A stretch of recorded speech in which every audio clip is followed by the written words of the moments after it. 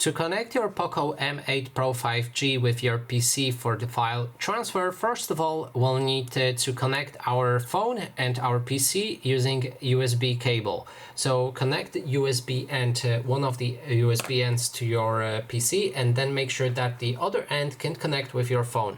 So here I have the USB-C, and other end is connected with my phone. So now we should be able to actually transfer files. So now my PC and the phone are connected.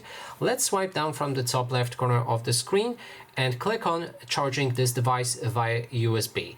Then click on File Transfer Android Auto, and right after that you'll be able to access your phone files on your PC. So you can just open your PC, then go to the drive with your phone name, and then access any files, copy them or paste them to your phone.